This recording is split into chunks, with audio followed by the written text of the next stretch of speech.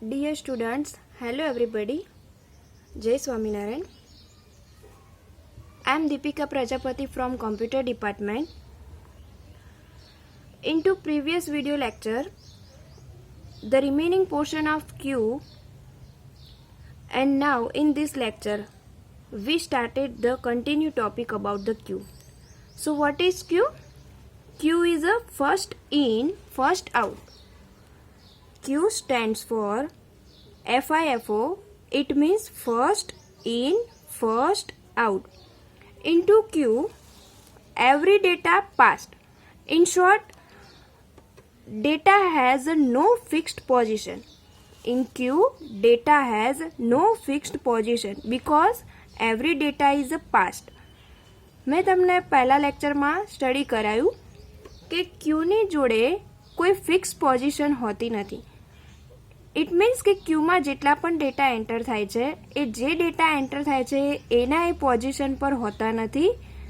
Means કે એ data શું થાય છે? પાસ થાય છે. એનું બેસ્ટ એક્ઝામ્પલ આપણે ટિકિટ વિન્ડો દ્વારા સ્ટડી કરેલું કે રેલવે સ્ટેશન પર કોઈ એક ટિકિટ વિન્ડો છે તો ત્યાં કોઈ પેસેન્જર એન્ટર થાય છે ટિકિટ લેવા માટે, તો જે પેસેન્જર એન્ટર થશે એ જ પેસેન્જર ટિકિટ લીધા બાદ રિમૂવ થઈ જાય છે. It means first in first out. For example તરીકે મેં તમને કરાવડાવ્યું હતું. Here you can show. Here is a ticket window. અહીં તમે જોઈ શકો છો, અહીંયા ટિકિટ વિન્ડો આપણને આપેલી છે. હવે અહીંયાથી કોઈ પેસેન્જર એન્ટર થાય છે ટિકિટ લેવા માટે. સપોઝ એ ડેટા એન્ટર થયો તો અહીંથી ડેટા પાસ થતાં ક્યાં પહોંચશે? ટિકિટ વિન્ડોએ. અને જ્યારે એની ટિકિટ લેવાઈ જશે એટલે અહીંથી એ શું થઈ જાય છે? રિમૂવ થઈ જાય છે. સો into Q every data passed its position and then reached its final station and after remove the data. So in Q data has a no fixed position because every data is a passed. હવે અહીંયા ફરીથી હું તમને ફરીથી example લઈને બતાવું. C, B અને A. અહીંયા ટોટલ 3 પેસેન્જર છે. પહેલા એન્ટર થયો તો ડેટા A જે પાસ થતાં અહીંયા પહોંચ્યો છે. પછી એન્ટર થયો તો બી, પછી એન્ટર થયો ડેટા સી. તો જ્યારે ડેટા એ થયો હશે એન્ટર તો એ પણ અહીંયા જ્યારે ટિકિટ વિન્ડોએ પહોંચશે ત્યારે એની ટિકિટ લેવાઈ જશે એટલે રિમૂવ કોણ થશે? Data A. ઇન શોર્ટ કે first in and first out. So here first in and first out. Then B data enter થાય છે. B pass થતા reached at ticket window, take a ticket and remove it. Same position data for C. C પણ pass થશે, અહીંયા ticket window સુધી આવશે, take a ticket and remove. So Q is known as a first in first out. And stack શું હતું? સ્ટેકમાં આપણે જોયું હતું પહેલાં. સ્ટેક માટે શું આપણે લીધું હતું? LIFO. LIFO means last in first out. સ્ટેકમાં જે ડેટા હોય છે એની પોઝિશન ફિક્સ હોય છે. ક્યુમાં જે ડેટા હોય છે એની પોઝિશન ફિક્સ હોતી નથી. હવે એના પછી આપણે જોઈએ link list. Now link list. Link list means collect data, make a list and link it. હવે લિંક લિસ્ટનું મિનિંગ શું થાય છે કે પહેલાં તમે ડેટાને કલેક્ટ કરો, પછી એનું એક આખું લિસ્ટ બનાવો અને એ જે લિસ્ટ બનાવ્યું છે એને તમે લિંક કરો. So it's known as a link list. So what is link list? Link list means collect data, make a list and finally link it this data. So link list means, for example, I have more than data 3, 5, 7, 9, 11, 30, so and so. હવે જે આ data છે એને મારે શું કરવા છે? List બનાવવું છે આખું, અને પછી એને શું કરવા છે? એકબીજા સાથે લિંક કરવા છે. તો લિંક લિસ્ટની અંદર here you all are show we can have a more than one data 3, 5, 7, 9, 11, and 13. So now these all are data to make a list and finally link it. તો હવે અહીં હું આનું લિસ્ટ બનાવું છું. પહેલાં આપણે લીધું 3 ડેટા, then 5, 7, 9, 11 and 13. તો આ જે ડેટાને મેં પર્ટિક્યુલરી જે લિસ્ટમાં પુટઅપ કર્યા છે એને હવે આપણે શું કરવાનું છે? લિંક કરવાના છે. તો હવે દરેક ડેટાને આ રીતે લિંક કરી દઈએ. So every data link to make a link list. So collect the data, make a list and finally link it. So this is the example of our link list. Link list કોને કહીશું? કે ડેટાને પહેલાં collect કરો, એક લિસ્ટમાં મૂકો અને પછી એને લિંક કરો. તો this is the best example of our link list. હવે આના વિશે એક આખું ચેપ્ટર સેપરેટ અલગથી આપેલું છે જેમાં આપણે વધારે સ્ટડી કરીશું. હવે આગળ આપણે જોઈએ ટ્રી.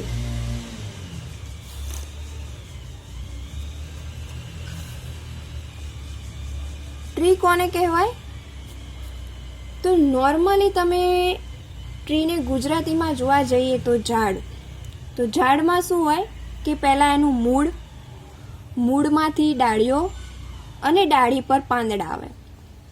તો સેમ પ્રોસેસ આપણા ડેટા સ્ટ્રક્ચરમાં પણ ટ્રીની એ જ છે કે ફર્સ્ટ ઓફ ઓલ પહેલાં આવશે રૂટમાંથી આપણને મળશે એજ અને એજમાંથી આપણને મળશે લીવ્સ એટલે કે પાંદડા. તો અહીં આપણે જોઈએ ફર્સ્ટ ઓફ ઓલ રૂટ આવશે, રૂટમાંથી આપણને મળશે એજ અને એમાંથી આપણને મળશે લીફ એટલે કે પાંદડા. રૂટ એટલે કે મૂળ, એજ ડાળી એન્ડ લીફ પાંદડા. હવે એનું આપણે એક બેસ્ટ એક્ઝામ્પલ લઈએ. રૂટને ફર્સ્ટ ઓફ ઓલ આપણે શું કહી શકીશું? Parent otherwise super data, and here it is known as a child otherwise sub data. The example of tree is that here first of all A, and A is known as our super data otherwise parent data, and A have two child B and C. So B and C is a sub data otherwise child data of our parent data A. એટલે અહીં આપણો parent data means કે super data કયો છે? A, જેના બે child data મળે છે આપણને B એન્ડ C. તો આ બંને આપણા શું થઈ ગયા? સબ data otherwise it is also known as a child data. Then finally B is also known as a parent data. Why? Because B have also two child D and E. So B is also known as a super otherwise parent data because B data have also two child D and E. Same position data of C. C is also known as a parent data otherwise super data because C have also two child F and G. તો આ જે આખું structure આપણને મળે છે એને આપણે શું કહીશું? ટ્રી. બટ મેં તમને કીધું એમ કે આપણને ફર્સ્ટ ઓફ ઓલ રૂટ મળે after given a edge and then we get finally leaf. તો અહીં આપણે રૂટ અને એજ કોને કહીશું? તો જે આપણો પેરેન્ટ ડેટા છે એને આપણે ફર્સ્ટ ઓફ ઓલ શું આપી દઈશું? Root, because this is a grand parent. આમાંથી આપણને પેરેન્ટ મળે છે અને પેરેન્ટના પણ આપણને સબ ચાઇલ્ડ મળે છે. તો એને આપણે શું કહીશું? રૂટ. અને એમાંથી જે આપણને મળે છે ચાઇલ્ડ એ શેના થ્રુ મળે છે? એજ દ્વારા. એટલે અહીંયા આપણે શું આપીશું notation? Edge. So it is known as a root and this is known as a edge. તો આ જે આપણું એક્ઝામ્પલ છે આ શેનું એક્ઝામ્પલ હતું? ટ્રીનું. હવે એના પછી લાસ્ટ આપણું જે ડેટા સ્ટ્રક્ચરનો પોર્શન છે અને એ છે ગ્રાફ. તો હવે આપણે સ્ટડી કરીશું graph. What is graph? So now let's we study about the graph. So graph is collection of interconnected data. Graph કોને કહીશું કે ઇન્ટરકનેક્ટેડ ડેટાનું જે કલેક્શન હોય એને આપણે ગ્રાફ કહીશું. સો what is collection of interconnected data? હવે આપણે ઇન્ટરકનેક્ટેડ ડેટા કોને કહીશું? ઇન્ટરકનેક્ટેડ ડેટા મીન્સ વોટ કે ડેટા હોય એ એકબીજા સાથે કનેક્ટ થયેલા હોય અંદરો અંદર. હવે અહીંયા હું તમને બતાવું છું. એક્ઝામ્પલમાં તમે એ જોઈ શકો છો કે જો એ છે એ બી સાથે પણ કનેક્ટ થયેલો છે એન્ડ સી સાથે પણ કનેક્ટ થયેલો છે. સેમ બી જે છે એ સાથે પણ કનેક્ટેડ છે, ડી સાથે પણ કનેક્ટેડ છે એન્ડ ઈ સાથે પણ કનેક્ટેડ છે. સી ડેટા જે છે એ સાથે કનેક્ટેડ છે એન્ડ ડી સાથે પણ કનેક્ટેડ છે. ડી છે એ બી સાથે કનેક્ટેડ છે, સી સાથે કનેક્ટેડ છે એન્ડ ઈ સાથે પણ કનેક્ટેડ છે and E data B and D. તો આ રીતે જે ડેટાનું ઇન્ટરકનેક્ટેડ છે એને આપણે શું કહીએ છીએ? Graph. So graph is a collection of interconnected data. તો હવે અત્યાર સુધી આપણે જે સ્ટેક સ્ટડી કર્યો, queue, link list, tree and graph. તો આટલી વસ્તુ જે આપણે સ્ટડી કરી ડેટા સ્ટ્રક્ચરની અંદર એ શાના અંડરમાં આવે છે? તો stack, Q, link list, tree and graph. These all are known as a complex data structure. Otherwise, it is also known as abstract data structure. So અત્યાર સુધી આપણે ડેટા સ્ટ્રક્ચરની અંદર what is data structure study કર્યા, which operation perform on data study કર્યું. એના પછી data સ્ટ્રક્ચરના બે type, first of all primitive data type and second one is that complex data structure as well as abstract data structure. Primitive data સ્ટ્રક્ચરની અંદર આપણે various types of data type study કરી. For example integer, float, double, character, string. These all are allowed into our primitive data structure and stack, queue, linked list, tree and graph. These all are allowed into complex data structure as well as abstract data structure. તો અત્યાર સુધીમાં તમારા assignment ક્વેશ્ચનની અંદર first question હોવો જોઈએ, vote is data structure? So dear student, here your assignment question is given as a first of all what is data structure, second one is which operation perform on data, third explain primitive data structure. Primitive data structure ની અંદર આપણે જે data type study કરી, integer, float, double, character, string, date end time and last one is that explain complex data structure. તો complex data સ્ટ્રક્ચરની અંદર stack, ક્યુ, link list, tree અને graph આ બધી જ વસ્તુ તમારે તમારી નોટબુકની અંદર રાઇટ ડાઉન કરવાની છે વ્યવસ્થિત સારા અક્ષરે.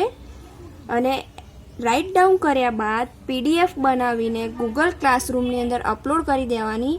અને જો તમને કોઈ ક્વેરી હોય તો ગૂગલ ક્લાસરૂમમાં અધરવાઇઝ વોટ્સએપ પર પણ તમે મેસેજ કરીને આન્સર લઈ શકો છો. તમને કોઈ બી વિડીયોમાં ડાઉટ હોય તો ગૂગલ ક્લાસરૂમમાં કમેન્ટ કરો. અને આટલા ક્વેશ્ચનમાં આગળના લેક્ચરમાંથી જો તમારે 3 ક્વેશ્ચન અસાઇનમેન્ટ થઈ ગયા હોય તો અત્યારે કોમ્પ્લેક્સ ડેટા સ્ટ્રક્ચરમાં જે સ્ટેક, ક્યુ, લિંક લિસ્ટ, ટ્રી અને ગ્રાફમાંથી બાકી હોય તો એટલું તમારા નોટબુકની અંદર લખીને PDF બનાવીને ગૂગલ ક્લાસરૂમ પર અપલોડ કરી દેજો. Okay, thank you.